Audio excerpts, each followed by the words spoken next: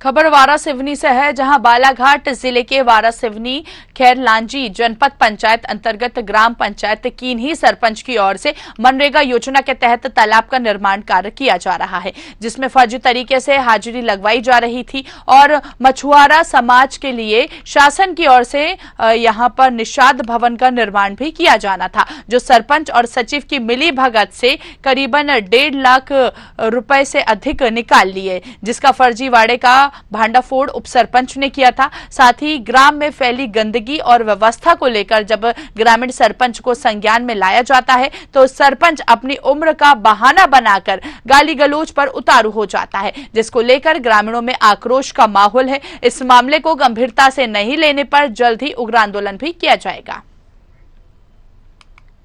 6, 5 और 7 में पुलिया के लिए बोला मैं सरपंच कि बोले टीएस निकलेगा जब वो पुलिया बनाएंगे। हम मिट्टी से बनवाए, पूरा वार्ड में पूरी गंदगी है, यानी नाली इतनी गंदगी है, गाँव का पूरा काम हो ही नहीं रहा है। गंदगी पूरी नालियों में, बहुत सारी गंदगी होने ये तो ऐसी समस्या पूरे गाँव भर है। पूरे सर अभी जैसे गांव में पूरे हैंडपंप है, सबके सामने पूरा कीचड़ पूरा भरा हुआ है, पहलाया जाती है, पानी भरती वही गंदगी से पानी भरती, वहीं पे सब हाथ धोना मुंह धोना सब जाती है।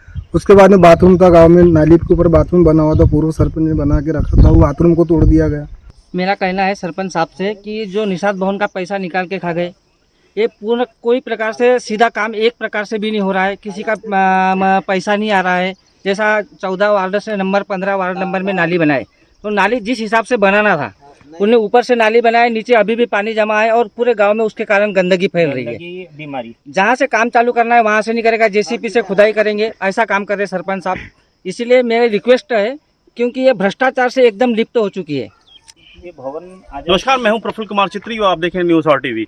जिस तरह से हम बालाघाट जिले के वारासिवनी तहसील के ग्राम कीन्ही में भ्रष्टाचार के मामले को उजागर करने के लिए लगातार प्रयास कर रहे हैं, और जिस तरह से जानकारी लगी कि यहाँ पे मछुआ समाज के लिए उनके निषाद भवन का एक जो निर्माण कार्य किया जाता है, यहाँ पर एक बहुत बड़ा भ्रष्टाचार हुआ है, जिसका पैसे का आहरण तो कर लिया गया, लेकिन वास्तविक स्थिति जब हमने मौके पे देखी है तो वहाँ पर मात्र फाउंडेशन के अलावा कुछ नहीं नजर आया है। और समाज के जो युवा हैं, जो समाज के वरिष्ठ लोग हैं, आज मेरे साथ में उपस्थित हैं, और उनसे हम जानने का प्रयास करेंगे कि निषाद भवन उनके जीवन में क्या महत्व रखता है और निषाद भवन से उन्हें कितना ज़्यादा फायदा हो सकता है।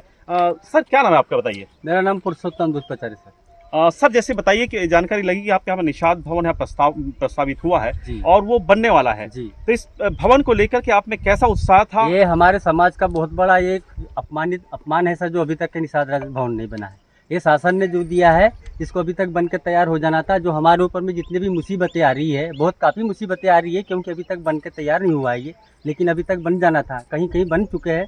हम लोग समाज संगठन के माध्यम से भी हमने बोला है उनको, तो ठीक है बोले, हम लोग करवाते हैं बोले, उन लोगों ने भी ऐसे ही दिया हमको, लेकिन अभी तक बन जाना था सर। तो आपका क्या मछुआ समाज ने इकट्ठा होकर के ऐसे कोई जनप्रतिनिधि या शासन के बड़े नुमाइंदों को आपने इस बारे में सूचित किया था कि निषाद भवन की हमें आवश्यकता है और इस तरह से लापरवाही की जा रही है, इस वजह से आपने सूचना दी? जी, सूचना दिए थे हम लोगों ने। क्या उसका जवाब क्या आया? उसका जवाब ये आया सर कि जिस समय हम लोगों को कमेटी में नवेगांव में मीटिंग हुई थी, जिस समय जिला पंचायत सीओ कलेक्टर साहब आए थे, हम लोग पूरे इस एरिया के पूरे ढीमर जमा होकर के हम लोगों से बयान लिया गया था। उन्होंने ये बोला था, बोले आपको क्या क्या चीज़ की ज़रूरत है, तो हम लोगों ने उनको दी थी कि हमको छाया में रहने के लिए कुछ जाल बुनना है, कपड़े रखना है, सामान रखना है, उसके लिए बोले तो आप शासन से बोले हम लोगों को आपको निषाद भवन बना के देंगे। ये योजना उन्होंने बनाई।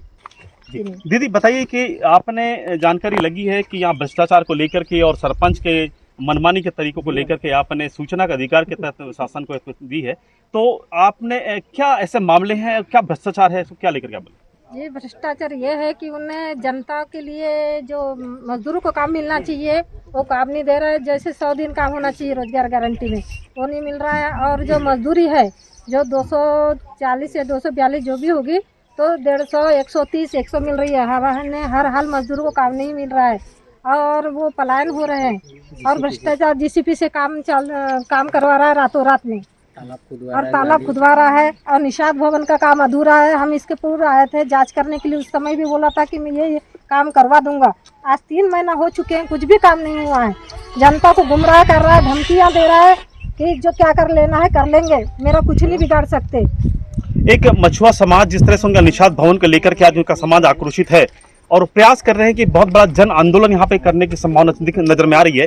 तो इसके लेकर के आपका क्या इसके ऊपर राय है और कैसे उन्हें आप साथ देंगे? जी, हमारा अगर जो काम है पूरा नहीं होगा, हम तो जन आंदोलन करेंगे ही, जनता के हित में करेंगे। हम भी पूरे सरपंच थे, हमने तो हर हाथ में सभी को काम दिया, इस टाइप का धमकी नहीं मारा किसी को। अभी हम जांच पर आए हैं तो उनको भी आना चाहिए, कम ज्यादा होता देखना चाहिए।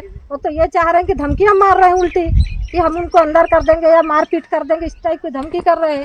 एक सज्जन और मेरे साथ हैं जो निषाद भवन को लेकर के जिन्होंने आपत्ति दर्शाई थी और इसमें उनका प्रयास रहा है कि किस तरह से उन्हें न्याय मिलना चाहिए, उनसे चर्चा करेंगे। सर, हमने जन सुनवाई में सर जी ग्रामवासियों के साथ मिलकर 6 फरवरी 2024 को जन सुनवाई कलेक्टर महोदय जी के पास आवेदन प्रेषित किया था, जिसमें सरपंच अपनी तानाशाही के द्वारा रात के समय लघु तालाब का निर्माण जो हो रहा है, जो काम मजदूरों को मिलना चाहिए वो काम